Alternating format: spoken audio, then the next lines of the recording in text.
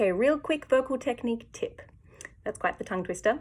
I was just sitting in my office doing some admin, singing some Lizzo to myself, and I noticed a line in the song that just didn't work. Didn't come out as how I wanted it to. It wasn't very strong. It felt kind of unstable.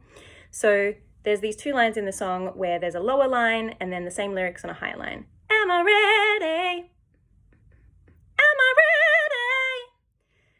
And when I did that top line, it felt like it came out a little bit breathy, a little bit weak, a little bit unstable. It sounded like this. Am I ready? Am I ready? And you can hear how that's a little bit unstable. So I immediately felt that the reason that top line had ended up a little bit breathy and that instability is because I'd used an aspirate onset. So an onset is the way that we start the sound, and an aspirate onset means that you have air moving before the vocal folds start connecting and making vocal sound.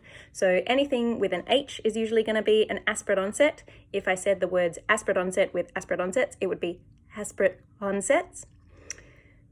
So the bottom line, I was using a glottal onset. Am I ready? Where you get this pop at the start because the vocal folds are closing and then allowing air through. And the opposite being the aspirate onset where it's air first and then vocal fold closure. So the problem with aspirate onsets, especially for me and especially in that upper part of my range, my higher register of my voice, it tends to make my vocal folds want to blow apart, go a bit stiff, have a bit of a gap in them so there's air escaping. We don't get full closure and full clarity. And there's nothing inherently wrong with a breathy sound, but it does tend to mean you can't get as much strength, volume, power out of the voice. And for me also can create a bit of instability like that. So if you notice that, what you can do is replace it with a glottal onset. So instead of going, am I ready? Am I ready? I went, am I ready? Am I ready?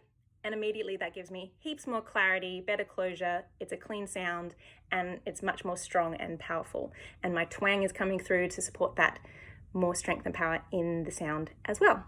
So I hope that's helpful for you. If you have a line in a song that has an actual H in the words, that can make life difficult.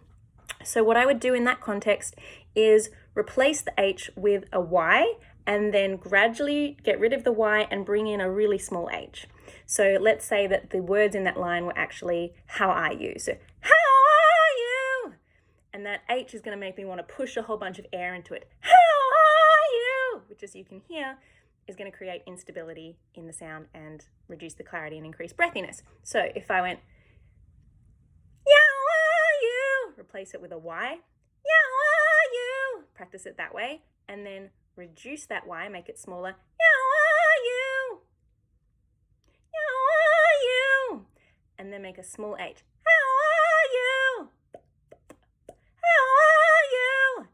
Having that H be smaller, less of a big push of air, is going to reduce the risk of creating that instability and blowing the folds apart into a breathy quality.